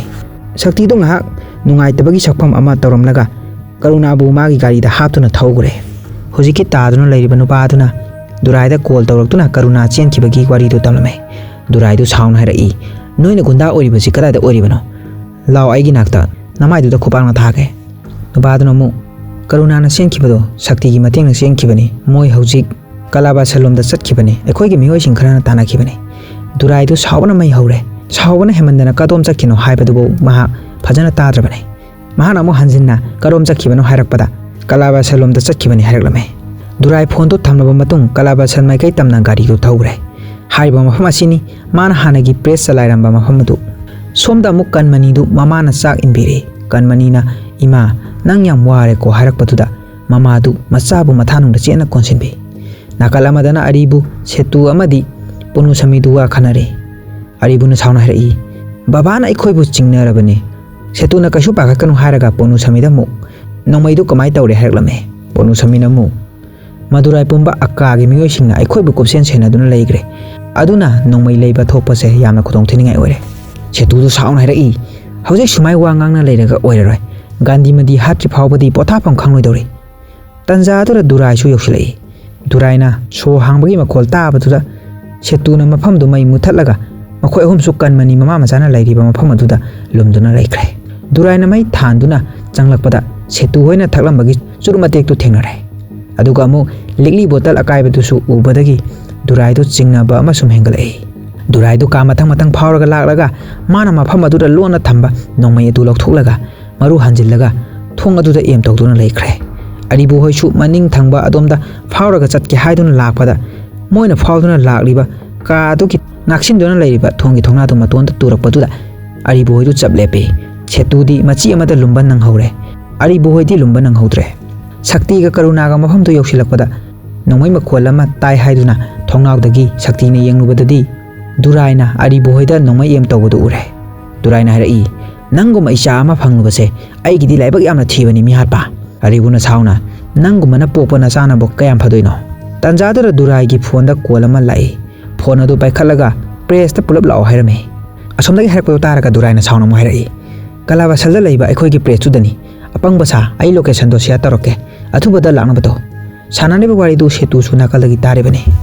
location share tawge tawbaga Sakthi jensilaktuna Durai du chaplaga thamkhrai aduga noise chengro haina engage tawbadagi makhoi mari du chenkrai Sakthi na Durai du chaplaga soro soro chingbaduda nongmai du pangkapta kapthoi kalakliba maruduna setuna lairiba adomda pairakpadagi setudu mana lairamliba mafam adudagi kanna chendorai Durai na nongmai du amuk kapthorakpada setugi mapa chumna pairai adubu setuna khonglai thuna laithoi mapa dumakta da Kanmani du leptuna leirame magi mamana macha sokpa tare haiduna chenselai madudagi nongmai maruduna Kanmani gi mamagi makokta pankre Kanmani na ima haina kaubudu tarduna Karuna du kanna chenselai taduna leiba magi nupibu kongkhatlaga mathamoi somna kappe Karuna sauna Durai na leiba nakala domla chenselai Durai ju haugatuna chele Sakthi na Karuna bu khamna balaknai adubu Sakthi du inthoklaga yot mapak ama pairaga Durai ki lukhamda thabadagi Durai du paithoi Karuna na hanjin hanjin yot mapak aduna Durai ki kokta thomadagi khudakta Durai du shire Arivu su mapagi manak tamna kanna chenselai adubu pono samina Arivu bu khame Sakthi na Karuna su singthoi aduga hairai Kanmani bu hana kannaba tawsi natrabadi waise haibaga Sakthi gi tungda setuna thangna thilai hauji Karuna hoi Arivu hoi du mafam adu thadoktuna pulap chatkre Karuna dimagi nupidu yenglaga kapladuna chattana bu honai adubu namdana pukre taduna lairiba Sakthi na khut thangalaga khambadu Kanmani di ui adubu upai leita Sakthi du lehaure ngaki manungda aka hoi kangbu sulaklai aduga oiramliba phibam du ure matangi sinda nupa ama changlaktuna akada pau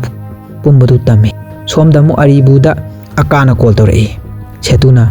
phone du paikhalu haina ingitawe masi amara thorolaga call adu pai akana harai Sakthi bu aina thajaruise yamna chawba soiba ama leramle maga Karuna ga mari ama su lerame nangi baba su press da man halame wahid tabada Arivu du mapa sibadu hojikta amlakpadagi khangba saduna thawai wasinarame akana mu makha tarai moigi mathakta matik chaba pakhum pedi phawba ai pothapam khanglaroi nang koisa chattana leiranu ai gi nakta yam thunu lao phone adu thamkhibaga Karuna du labuk masi amada puthorai Karuna na setuda kaplaga harai kai gi nangna Sakthi bu halibano ai gi pomina ba inaw pamangne khanjaribane miyamna ai bu mihatpa ama oina urabasu mahak amadi ai gi nupi amadi isa nupi nadi ai bu yam dumna lobane setuna mu ai di mabu Gandhimadhi gi miyo singni haina khallubane Karuna du kappe setuna mu Karuna da Sakthi gi maramda nang kyam khangi hanglame Karuna na Sakthi makhoi ani loina rakhiba magi mateng pangbi rakhiba mayam du loina tamlame Tanjadura Arivu na thangna thinge hek tawada setuna oina Karuna da thangna thingre Karuna du khap khap chingnaga mafam adumakta da sire Arivu na aina hatke tawraga kaigi nangna halino harakpada setuna nangna kaisu harpanga mo haraklame moina lairiba lapuk adugi manak nakanduda inak nakna ponu samiga Kanmani ga su lairibane somda su Sakthi du akagi kangbu na gari amada haptuna purai Tanjadura akagi ko lai akana kargi phone du law thaw haiduna tharame akana harai hey Sakthi aigi thajababu nangna aduk thina manganba driver gi nakalda tongliba nupa athuna harai ma hojik wa phau ngangba kaisu ngamnaroi minute 10 lairabadi soidana sirani akana mu ma siba yadri aina Muthu kaina bada phangliba chaina du mamasu phangangadabane Karuna bu kannaba honabada yawba nupi du su yawna hatkadabane waidu hek haibaga karda theliba kibal maridu phatsalaga Sakthi na driver dugi mangakta laksilaga thamkre driver du na gari steering du koilei leibada u amada thamjale akasu makhol do tabada phone du mana kongda gi hape thangtoi Sakthi na harai magi masa soklabadi kaya aphaba oiroi akana mu minute 10 gi manungda ma bu hatkani ma bu kanba ngamrengo asi haraga akadu phone kakre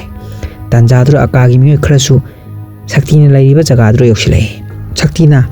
gari gi driver adu intharak laga maning khangan halakpada hojiki nupa singaduna tonglakpa gari adura yaisile Sakthi mafam adudagi khonglai thuna gari adu thauduna lae somdasu akagi miyoi khara Vennila gi yumda lae yumdu mai su pungmam le amamba aduda changlakpaduda nupa sing adu mouse trap mayam ama chai thoktuna laibaduda nielubadagi makhong sing adu chaptuna laire nupa amana Vennila hoina lairiba ka adugi thong thohe hangbaga Vennila gi mapana nupa adu thangna thenkhre adudagi manau piga makhoi ahumdu athubada yum thadoktuna chenthorei nupa sing adusu makhong sheri tawduna makhoi bu tungda tanarei mapana Vennila da machimana ani du chengkhro hairaklammi adu Vennila na yaramde tanja dumaktada Sakthi sumagi gari do yoksilaktuna makhoi bu haplaga kanna thauduna chatkre sum thoroktuna gari adu machi amada khame Sakthi du masa du wapana suluere sor thabe holaga hairai nangi baba se aphaba mine ngasi noi gi damak baba na lanthingnari basumaina hana su imagi damak mana asumna lanthingnarangane aikhoina tasengna nungsijaba misak amana asoiba ama tawrakpa matamda asoiba du oina lumna lawgadra natraga nungsijariba misak aduna hena lumna lawgadra wahai si mamangda Kanmani na Sakthi da haikhiba adune wahai du tabdagi Vennila du hekik launa kaplaga mapada konsille mathangi numini karuna gi asiba hakchang du Arivu na gari dagi soroso singtharaga akagi nakta purai Arivu na harai aina sum koithi thigatpada Sakthi na akabu harpa pamni base atai gi oiramdre chahi kungi mamangda utan gududa akana sillaga bus ama mai thakhibaduda magi mamam pasu yawe hai adugi mana akagi mathakta laman khumba pambane asuk sangma matam se mana laman khumnaba honaraga lakhibane madu yanaba honabada mana Muthu ga ahanbada marup oishinbane adugi matung amu hospital da karunaga thengnabadagi karunaga marup amu oikhibane Muthu ga marup oisilaga nakhoi animapu hanaba honabane akana mu aduga kalai matang duna kamai tawba Arivu namu karuna nataba atopa kangbu amasu Sakthi ga loine akabu hatke haiduna plan tawbadu soreba matungda makhoi akiba ma phawraki makhoi maseli manakta unkhanaba thoraki makhoina Sakthi da sel yamna pinaba dab tawki maduda Sakthi na yadabadagi kalaido hina tainaduna mai thakibane Sakthi na press ta aigi baba halamba makeup tuda makhoina Sakthi pu amuk hanaba honarambane aina karuna khakta hatpa nanghobane moi ani amadi khita da nantholaga chenkibane yengo hojikti ai mitam ama natre akka aingonda pawa khita piyo nangi nakhong maktada Sakthi do tuhallage Sakthi hatri phawbodi ai baba gi aroiba mathau mangam pangthoklaroi Arivu na wari mayam asi pangsara sajilaga liribane akana nangna pawnibado mi kyanu puro haiklame adragi Arivu na mu yengnabadadi kaidangnungda minungsi utkano haina akana haikibado ai kaudri asi haramnaga Arivu du yamna marau leiba minuk ama nolaga mafam adudagi thorae akana taroidaba jaga amadagi Arivu na setu da call tawi aduga pumnamak magi control da leire aduna evidence haibabu angang du khakta ngaire loisinkinaba tawro hairame somdasu Sakthi gi asopadu yengle Kanmani du ngasimak kandaba yadabani haiduna masinda sole tanjadra sekta Arivu na call tawre pung amagi manungda laktrabadi Kanmani du halani hairaklame wafam du sekna Sakthi da tamlame panthaba tawduna Sakthi du hawkalaga mafi loisilaga wakhalama khale aduga Arivu da call tawrame aduga wahai khara hairame tawbadabu kari haribano haibdu de ekhoida tahande sumnatagi minute 10 gi manungda haiba wahai du khaktani ekhoida tahalibase Arivu na lakpa matamdadi Sakthi na akagi mangsamda thang thamduna leiramle Sakthi na harai asuk koibase aina mabu hatke haiduna plan tawrapane Kanmani su noigi nakhuta lei haiba ai khange Arivu ga su khumde Sakthi na makhamuk tarai aina pumnamak khanglambasida nang ngakpra aibu hanaba tanarakiba nupado moigi makhuta Kanmani lei haiba khange yam thuna call taw Arivu du setu da call tawduna pumnamak hairame atubada setu du Kanmani bu puduna lakle Arivu na harai nang mafam sidagi nantholaga chatpa ngamgani khaliro pumnamak se angang siga noi ani akka gi mangda loisinba yanaba aina sinbane Sakthi na sauna kaigumba Kanmani bu phatanung da thoklaba nakhori do thangna lengdabani khango setuna Kanmani da khupang na thajilame aduragi Sakthi na akka gi mangaksamda thamba thang do khitang lengbagi tanja lawraduna akana Sakthi gi makhutu pairaga kanna singbada Sakthi du akka gi maningda leblambadagi paikhalaga mamanglomda tare akana muk Sakthi na pairamba thangduna Sakthi gi mangaksamda namnaga thamkre nupa mayam do chensilakhe tawbada akana khamlame hojik Sakthi du tungda khut punsintuna thamkre akana setu da yenglaga mabu aikhoi gi mira amukta udri haiklame Maduda Aribuna lakak tawraga mani haina khumlai akan amu nang durai gi mi natra hairakpada setu su mani haina khumlame akan amu mutu gi laman khumnaba kinama Aribuda Sakthi amasung Kanmani bu hana bhairame Aribu du thang pairaga changsilaktuna Sakthi da yange tawe adubu thang adu thangalaga makhutu thak niklaga laikre Sakthi du nokfet tawe Aribuna nangna noklibadu karigino Sakthi du amuksu nokfet tawraga nangdi mitamne kaishu tawba ngamloi Aribu du sauna Sakthi gi nakoma da napsilaga harai aibu mitamni haiba miyoi pumnama aina loina loisinkrabani khango mutu su loikre aigi pa su loikre nang su loisilani aduga mathangna Gandhimadhi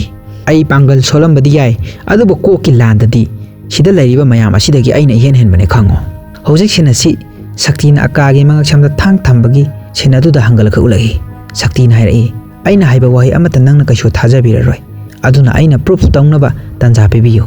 sida Kanmani puduna lakliba nupa asini mutu hatkiba aduga kalaibuna mai tharambado wai si Sakthi na haiba sinani ngasai setuda moigi mira haina akana Aribuda hangkibado ngasai akana Sakthi bu pairaga chingbada Sakthi na paikhalakpa tanja aduda magi free khawdagi akagi wheelchair na kaladuda yauriba porhapa maduda phone ama tasingkibado ulai phone adusu call connect tawraga law thapadusu ekhoida uhali aduga amuk somda Aribugi free calldo yauriba phone adusu call connect tawbudu ulai haibadi akagi manakta lehoriba phone aduga Aribugi free calldo yauriba phone aduga ngasai makai call adum connect lairibani masina maram moiraga ngasai Aribuna Sakthi gi nakona ngangliba wa mayam adu asomda akana loina taramle akana mabu faw haina lawrakpaga Sakthi na songkhatlaga magi makoktuna Aribugi thabakta paisilaga yongsilame hauji akagi miyoising aduga setuga kanna lambanari tanjadura setuna huisal khongbadagi magi kangbusu loina thorakle aduga akagi kangbusing adu loina hatkre setuna ponu samida harai aina Sakthi loisilage aduga nangna Gandhimadhi bu loisillo minute amaga su pharoi Aribuna Gandhimadhi du mana oina loisilage haibadagi setuna chalo haiduna thajingkre setu su Sakthi da thangyan gi haiduna chensilai adubu haisingna laithoi setu du handakti Kanmani tamna oina thang adu haigalaga chensilai adubu Sakthi na khonglai thuna magi khusa karakta yepaga lairiba bread aduna makhoda puliba thori du kakthlaga Kanmani bo chingthokpadagi hairakliba thang adu palhaudre setu du magi pukta yengtharakpada Sakthi ku khutta yebliba bread aduna lelambadu ure Aribuna akara thang he haitharakpaga magi makhutu akana pairaga chaphuamaga kanna loina ille madudagi Aribudu tukhre aduga mathakta paikhaliba thang adu akana haisingna oktuna ma tamna chensilakliba nupa adura thangna thinkre madubada Aribudu kire Sakthi du Kanmani bu manangana puraga kanba mongda lambanari mana miyoisingdu mathang hale hojik Aribu setu amadi ponu sami khak ngaire Sakthi na haisingna lairaga Kanmani du langai aduga akana Kanmani bu oglame tanjadura ponu samina thangna hairakpada akadu khonglai thuna leithoi tawadabu akagi mapangpomda thangna khetkre ponu samina amu chensilakpada handakti haisingna akana mabukta thangna thinbadagi mafam adumakta da sire setuna Aribudu hando u hairaga Sakthi makhoi ani akanba mongda lambana khre amana amufu dongnai setuna Sakthi bu pairaga langkhalaga thadai tanjadura setuna khara chatholaga tariba thang adu lakhalaga yangi haiduna chensilakpada Sakthi na haisingna laitholaga setugi makhwangna kolaga tungomda langthorai setudu Sakthi na langlakpagi force aduna pairaga lakpada mana pariba thang aduna Aribugi mathabak chapchana thinkre tanjadumaktada amuk Sakthi changlaktuna huisal khonglai setudu mama hek laithorakpada Sakthi na magi khutta yeliba bread aduna mangak samda phatlangna lenkre madudagi setudu mafam adumaktada sire Sakthi du akagi mamangda lepdaga hairai nakhoina kuiraba matam amada bas mai thakhiba aduda aigi ima baba su yaukibane matam adudagi hauraga aina nangbu yamna sauningkhibane adubu mutuna aiga marup hek oirakpa mikup adudagi aihaki asawa pumbado mangkhibane mutuga aiga marup oikhiba adudagi nahakse aigi ima ipa hatkiba Gandhimadhi do oidrabane aigi marup ki ima haibado oirabane ekhoi masem amaga panghata hanai tawbadabu asengba miyoiba ama haiba adudi soikhiba lankibado ngapiba ngamba adubune wahaidu tabada Gandhimadhi du makhota pairama thang adu thadai aduga Sakthi su tamna amu phamdaraktuna ngatharai Kanmani du Sakthi da munna yenglamnaga masado mu lektharai madudagi khonglai thuna Kanmani bu hospital da purai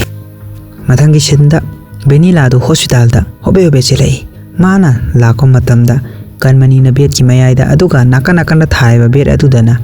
Gandhimadhi amadi Sakthi na heptuna leibadu ure. Madu ubada Vennila do haraujai aduga Gandhimadhi Sakthi amadi Kanmani su nokphet tawbadu ulaga film asi matang swaida loisile.